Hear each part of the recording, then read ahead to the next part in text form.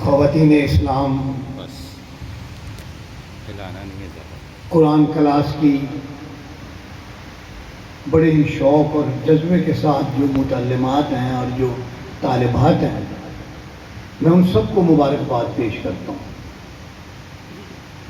میں آپ سب کے لیے بھی دعا گو ہوں اور میں اللہ کا شکر ادا کرتا ہوں کہ اللہ نے ہمیں آج کی یہ شام قرآن کے لیے مختص کرنے کی توفیق عطا فرمائی ہے، جو ہمارا محوری نقطہ ہے، جس پر اللہ نے پوری کائنات قیامت تک کے لیے اس کی فلاح کا دار و مدار رکھا، جس کے گرد پوری دنیا کا نظام گھوم رہا ہے اور جو بالآخر فیصلہ کن انداز میں اس دنیا کے نظام پہ غالب آ کے رہے گا۔ عزیزو، قرآن مجید کے اوپر ہی آج ساری گفتگو ہے، لیکن یہ جو میں نے سورہ البقرہ کی ابتدائی آیات تلاوت کی ہیں، یہ بھی ایک اللہ کی رحمت کا بڑا عجیب و غریب انداز ہے۔ تمہیں 30 پارے دے رہا ہوں، اس کی صورتیں دے رہا ہوں، صدیوں پہ پھیلے ہوئے حالات کا تجزیہ دے رہا ہوں، فرعونوں اور نمرودوں کے حالات عبرت قدہ بنا کر تمہیں دکھا رہا ہوں۔ اس میں تمہاری عمریں کھپ سکتی ہیں اس کے پڑھنے میں، لیکن میں تمہیں ایک اس کا دباچہ بھی دے رہا ہوں، میں تمہیں اس کا خلاصہ بھی دے رہا ہوں۔ اور یہ ابتدائی آیات قرآن کا خلاصہ ہے۔ لیکن روز ازل سے شیطان کو برابر پہ لا کھڑا کر دیا، اور حضرت مولانا نعیم صدیقی رحمۃ اللہ علیہ کا شعر ہے کہ ہے خیر و شر کی لڑائی لمبی، نہ جانے کل کیسے پلٹا کھائے، جہاں جہاں گرے ہمارے لاشیں علم وہاں وہاں اٹھائے۔ تم نے علم اٹھانا ہے اپنے خالق، جو تمہارے وجود کے روئے روئے میں موجود ہے، روئے روئے۔ اب اس کی تفصیل میں نہیں جاتا، میں نے مضمون کو مکمل کرنا ہے، لیکن میرے جملے پہ غور فرمائیں۔ روئے روئے میں رب، اور رب کے بغیر وہ 1 سیکنڈ کا کروڑواں حصہ بھی جی نہیں سکتا۔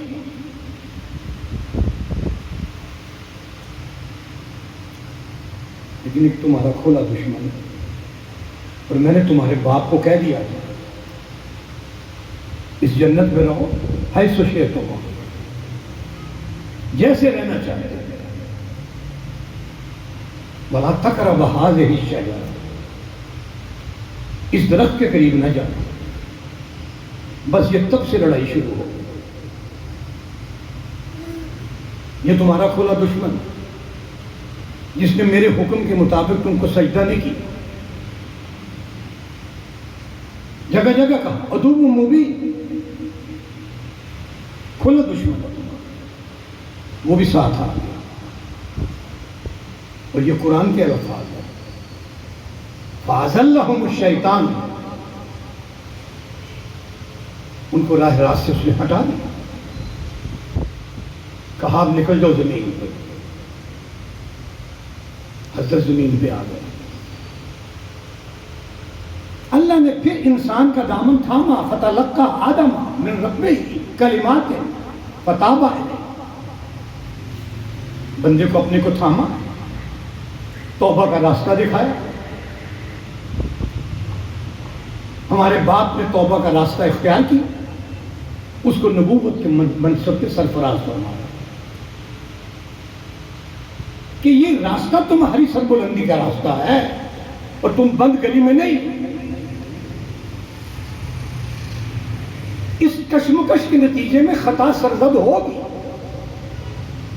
لیکن خطا کو خطا سمجھنا اور خطا کے سمندر سے نکلنے کی جدوجہد کرنا اور اس بند راستے کو کھول کے میرے مقرب بندوں میں شامل ہونا، یہ تمہاری راہ ہے۔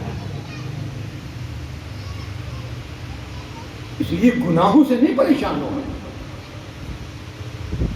کوتاہیوں سے پریشان نہیں ہونا، پریشان اس دل سے ہونا ہے کہ جو گناہوں کی زندگی بسر کرتے ہوئے بے حس ہو جائے۔ مجھے یہ ڈر ہے کہ دل زندہ تو نہ مر جائے، کہ جینا تو عبارت ہے تیرے جینے سے۔ وہ جینا اس کا کیا ہے؟ وہ جو قدم اس کی راہ سے ہٹے، قرآن کے سائے سے نکل کے جہنم کی لو میں آ جائے، وہ پریشان ہو اٹھے۔ یہ میں قرآن کے سائے سے نکل گیا ہوں، یہ میں رحمان کی تعلیم سے نکل گیا ہوں، جیسے حضرت آدم علیہ السلام پہ ہوا۔ پھر وہ منزل آتی ہے فتلقى آدم من ربہ، پھر اللہ راستہ کھول دے۔ اگر میری زندگی کے اندر یہ کشمکش ختم ہے، ادھر ادھر ہو جائے، یہ اگر میری زندگی میں کشمکش ختم ہے، مجھے اس کی فکر کرنی چاہیے۔ یہ میں آج ایک پہلا نقطہ آپ کو دے رہا ہوں۔ آیا میرے دل کے اندر یہ کشمکش ہے؟ یہ میرے قدم ادھر اٹھے ہیں، یہ کیا ہے؟ یہ دلدل، یہ گناہ کا راستہ ہے، یہ ثواب کا راستہ ہے، میں کس راستے پہ ہوں؟ یہ سیلف جنریٹڈ تجزیہ جو ہے، انالیسس جو ہے، یہ میرے دل کی زندگی کی علامت ہے، اور اس کے لیے اللہ نے قرآن دیا۔ اس سے بڑی کوئی موٹیویشنل چیز نہیں۔ اور فرمایا آؤ، یہ خلاصہ ہے، ذالک الکتاب لا ریب فیہ، یہ آئے گا تمہیں شک و شبے میں ڈالے گا۔ میرے ایک ایک زیر زبر، میرے ہر حکم کے بارے میں تمہارے دل و دماغ میں کوئی شائبہ شک کا نہیں آنا چاہیے۔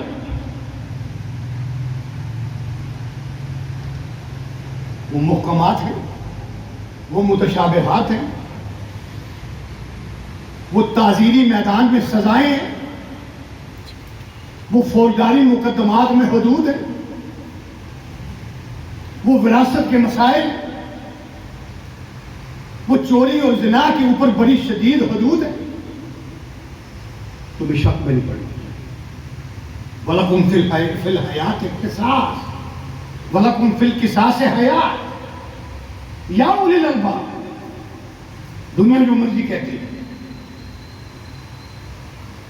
دنیا جو مرضی کہتی ہے، کوئی شائبہ تمہارے ذہنوں میں نہیں آنا چاہیے۔ اور میں آپ سے درخواست کروں گا، اور مجھے امید ہے میری بیٹیوں نے تفہیم القرآن کا مقدمہ ضرور پڑھا ہوگا، شاہکار کی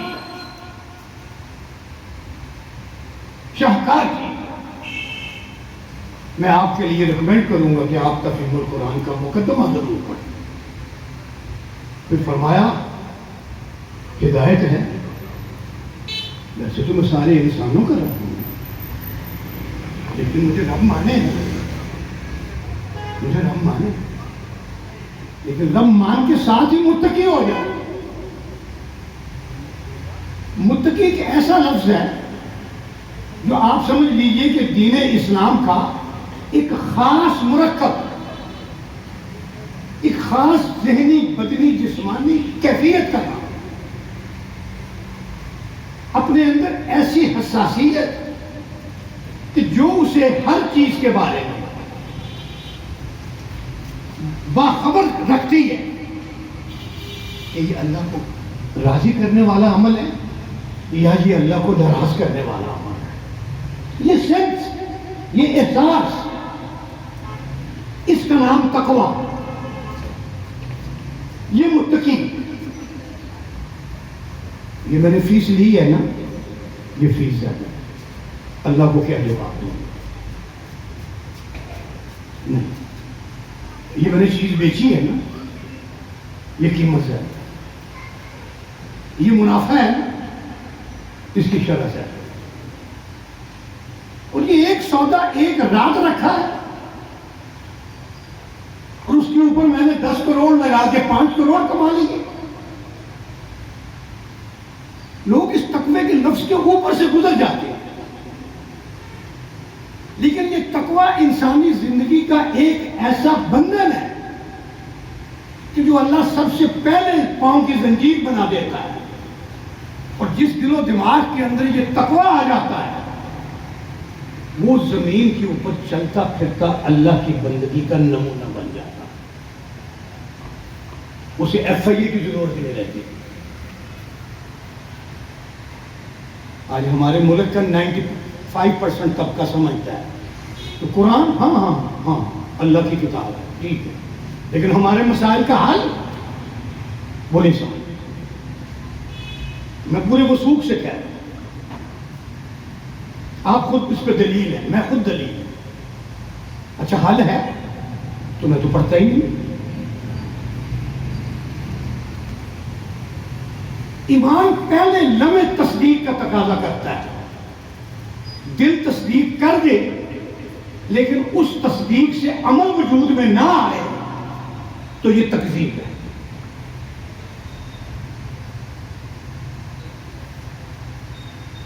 مجھے ڈاکٹر صاحب کے نسخے پہ یقین ہے لیکن میں دوائی خریدنے نہیں جاتا.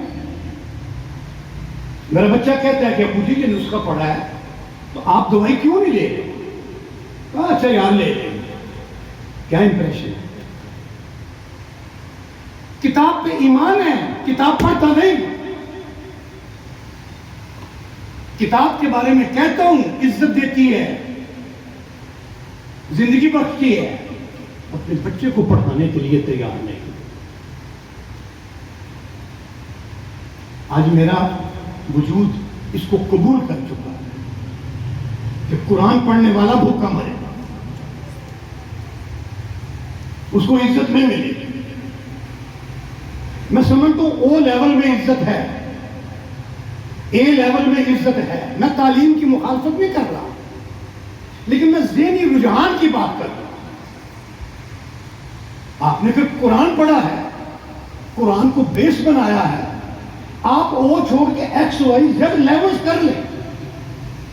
آپ قرآن آپ کو ایک معیار دے دے گا، قرآن آپ کو تقوی کے کھونٹے کے ساتھ باندھ دے گا تو آپ اس جانور کی طرح ہوں گے، انسان جانور انسانی کی ملت کے ساتھ جس پہ کوئی مالک ہے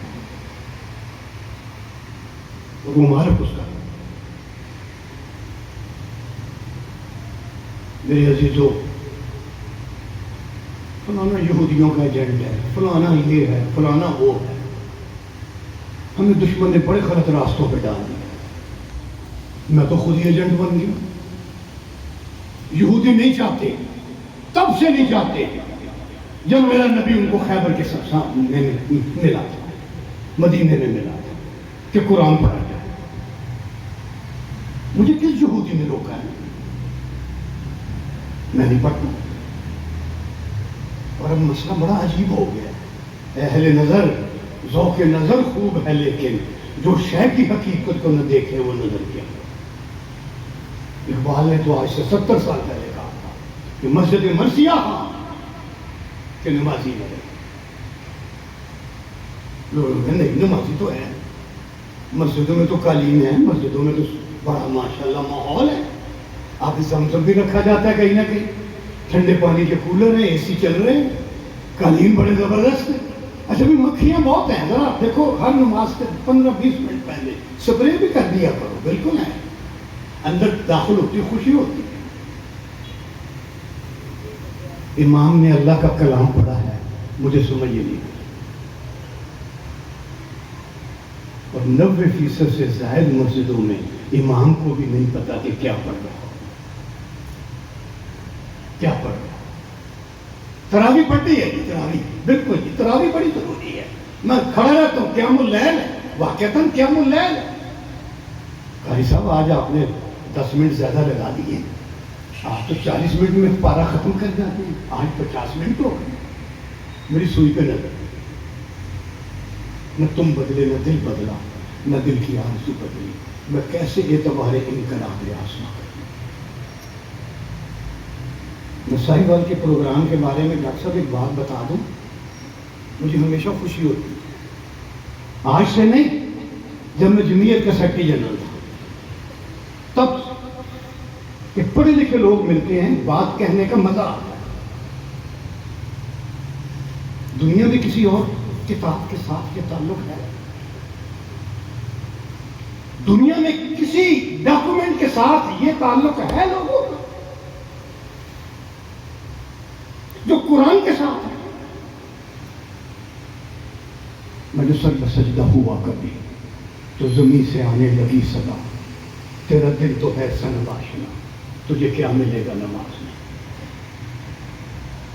جب اقبال نے یہ کہا، میں خود آپ کو اپنی کتھا سنا رہا ہوں کہ مجھے میٹرک کی کلاسوں کے اندر جب میرے اساتذہ یہ شعر پڑھا کرتے تھے نا، یہی کہ مسجد مرثیہ خاں ہے کہ نمازی نہ رہے، مجھے سمجھ نہیں آتی.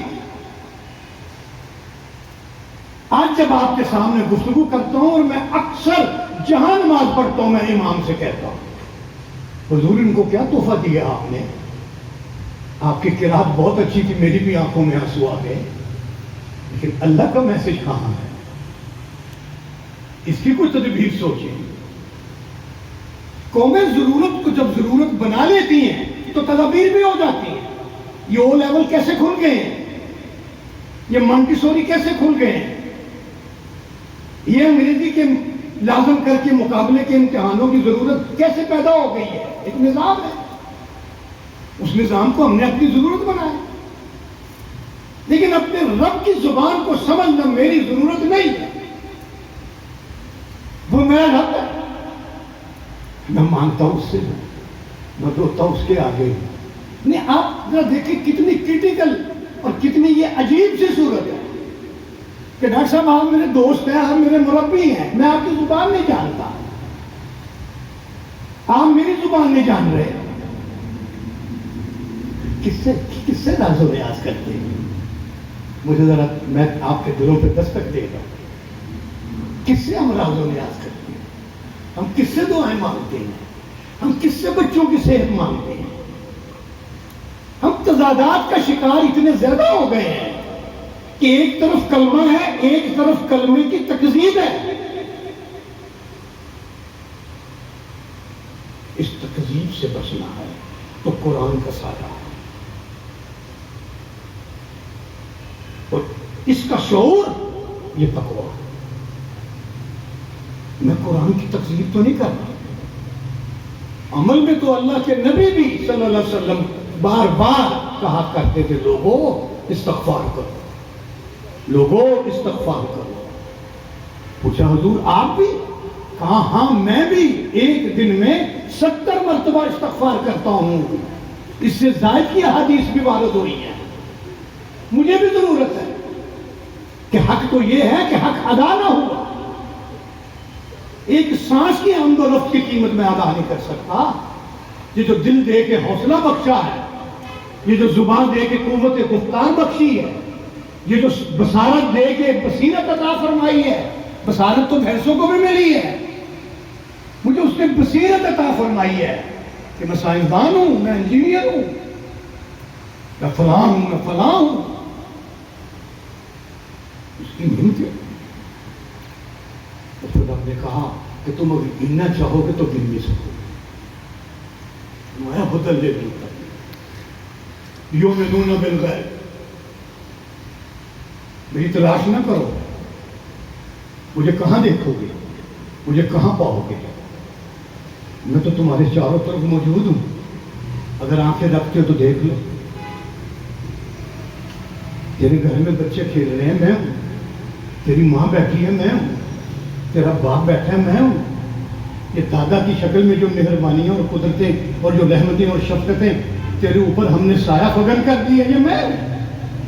تم مجھے رات میں نہیں دیکھتے، تم مجھے دن میں نہیں دیکھتے. تم یہ چاند سورج اور ستاروں کی خدمت کری، یہ ہواؤں اور بارشوں کا نظام، یہ سبزیوں کی دکان پہ سبزیوں کی سجاوٹ، یہ پھلوں کی دکان پہ پھلوں کی سجاوٹ، یہ سارے موضوع اس نے قرآن میں کہے. یا ایھا الانسان ما غرک ما غرک بربک الکریم. ویسے یہ ٹیسٹ لے رہا ہوں چھوٹا سا، ناراض نہ ہوئیے گا. جن جن کو آیت کا ترجمہ سمجھ آیا ہاتھ کھڑا کر دیں. ماشاءاللہ میں کرتا رہتا ہوں ایسا، لیکن ایک حوصلے کے مطابق چلے کچھ تعداد. ماں کر رہا کس نے تجھے دھوکے میں ڈال دیا ہے؟ کیوں مجھ سے روٹھے ہوئے ہو؟ کیوں مجھ سے منہ موڑا ہوا ہے؟ کیوں اوروں کے در کو تم نے پکڑا ہوا ہے اور میرا در چھوڑا ہوا ہے؟ ماں کر رہا کا ربک الکریم، اس رب سے جو تیرے لیے سوائے کرم کے کچھ نہیں، جو ہے ہی کرم. اور اسی کو اقبال نے کہا کہ بتوں سے تجھ کو امیدیں، خدا سے نو امیدیں، مجھے بتا تو صحیح اور کافی کیا. کن کن کے در پہ جاتے ہو؟ شوق گل بوسی میں کیسے خاروں پہ زبان رکھتے ہو؟ کیسے ان کی ڈیوٹیوں میں جا کے گھنٹوں بیٹھے رہتے ہو جو نہیں جانتے کہ روش بندہ پروری کیا ہے؟ وہ فرعون ہے. کیسے بیٹھے رہتے؟ اب کہاں در در میں جا کے بھیک مانگ رہے ہو نا. کون سا شہر، کون سا ملک ایسا جس سے تم بھیک نہیں مانگ رہے؟ اور اگر نہیں آ رہے میرے در پہ نہیں آ رہے. ہوائیں میری ہیں، بادل میرے ہیں. اور قرآن میں ایک جگہ آتا ہے اگر میں تمہاری زمین کا پانی نیچے لے جاؤں تو میرا کیا کر لو گے؟ اگر تمہارے سارے سمندروں کو بخارات بنا کے اڑا دوں تو کیا نقشہ ہوگا؟ آتا ہے کہ اگر اس سورج کو ذرا آگے کر دوں، تمہاری زمین کو جلا کر بھسم کر دوں، کیا کر دوں؟ اور سمندروں میں وارننگ ہوتی ہے، یہ جو ایام بیز ہوتے ہیں 13، 14، 15 کہ بی کیئرفل پلیز. اگر یہ میرا چاند جس سے تم بڑا پیار کرتے ہو ذرا محبت میں آگے بڑھا ہے، تمہارا سارا پانی کچل کے تمہاری بستیوں کو ڈبو دے. تم میرے در پہ نہیں آتے. یؤمنون بالغیب ویقیمون الصلاۃ. تم نماز قائم کر دو. لوگوں سے ملاقات کرتے ہو نا تو ہر ایک کا ایک مینر ہے، ایک مینر ہے نا. اس مینر کی تم پابندی کرتے ہو. تو میرے سے ملاقات کا مینر، سب سے بڑا مینر نماز ہے. یہ معراج ہے. اور میں علماء مشائخ کے دین میں کام کر رہا ہوں. اللہ ذہنوں میں بات ڈال دیتا ہے. اور میری بات سے ناراض نہیں ہونا. ویسے اگر آپ ناراض بھی ہوں گے تو مجھے اس کی فکر نہیں ہے. کہتا ہوں وہی بات، سمجھتا ہوں جسے آپ نہ ابلائے مسجد ہوں نہ تہذیب کا فرق.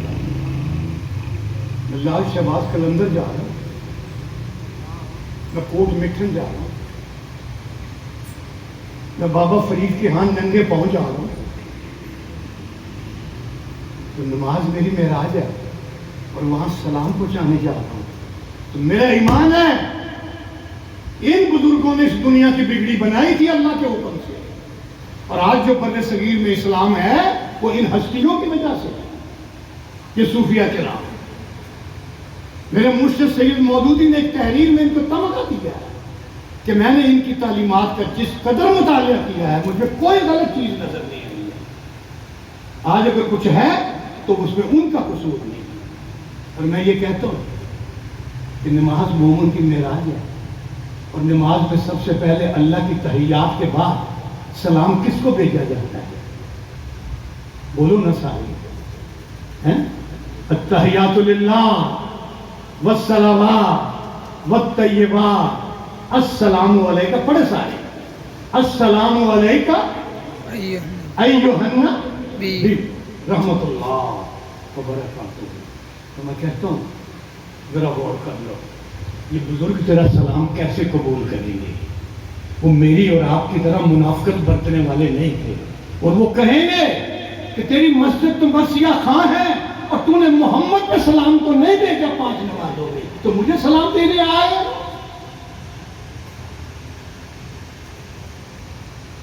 اللہ کے نبی کے ساتھ 5 وقت سنا، ادھر حاضر ہو، پھر اس مشن کو لے کے بزرگوں کی طرح نکل۔ میرے نبی کوئی مصیبت پڑتی تھی مسجد میں پہنچ جاتے، میرے نبی صلی اللہ علیہ وسلم کی سنت ہے۔ ان بزرگوں کا سب سے زیادہ عشق اللہ اور اللہ کے رسول سے تھا، اور انہوں نے لوگوں کو مسجد میں داخل کیا ہے۔ میرا آج مسجد سے تعلق ختم ہو گیا، میں تو کبھی رات 11 بجے اٹھ کے نہیں گیا کہ میرے ایک پرابلم بن گیا ہے، میں اللہ کے پاس چلتا ہوں، میرا بچہ بیمار ہے، مجھے 3 بجے ٹائم ملا، میں جا کے سجدہ ریز ہو گیا ہوں، میں صبح 9 بجے پہنچ گیا ہوں، میں تہجد میں پہنچ گیا ہوں، مسجدیں کھڑی خالی، دل سوچ سے خالی۔ یقیمون الصلاۃ، پوری نظم کی ہرارکی ہے نا، اوپر والے نے بلایا، وہ فوج ہے، پولیس ہے، کوئی ہے، عدالتی نظام ہے، بلایا، سب کھٹ سے پہنچے ہوئے۔ مسلمانوں کے نظام زندگی میں آزان اللہ کی پکار ہے، اللہ کا بلاوا ہے، ایک بہت بڑی چیز ہے جس کی تکذیب ہو جاتی ہے، میں نہیں پڑھ رہا، پھر آگے ہمارے دشمن نے اور بہت سی کھائیاں کھود دی ہیں، بہت سی کھائیاں کھود دی ہیں، یہ مسجد میری نہیں ہے، یہ اذان میری نہیں ہے، یہ امام میرا نہیں ہے۔ ایک دن ہم حضرت سجادہ نشین بابا فرید شکر گنج رحمۃ اللہ علیہ مودود مسعود حضرت کے ساتھ تھے، نماز کا وقت ہو گیا تو مجھے کہنے لگے گاڑی روکے، پھر انہوں نے مجھے کہا کہ جب میں نماز کے لیے رکتا ہوں تو میرے مرید ساتھ ہوتے ہیں، وہ کہتے ہیں کہ بابا جی یہ دیوبندیوں کی مسجد ہے، کوئی کہتا ہے یہ اہل حدیثوں وابیوں کی مسجد ہے، تو میاں صاحب میں ان سے کہتا ہوں اس مسجد میں کون ہوگا؟ وہ کہتے ہیں جی اللہ۔ تو میں کہتا ہوں اور کیا چاہیے؟ یہ تعلیم ہے کہ میری نماز نہیں ہوتی، پھر پابندی ہے کہیں اور کہیں جاتے ہیں، کیا زمانے میں پلٹنے کی یہی بات ہے؟ مسلک جو ہے یہ مکتب ہے اکتساب علم کے لیے، مکتب اگر پسند ناپسند اور تشدد کا ذریعہ بن جائے،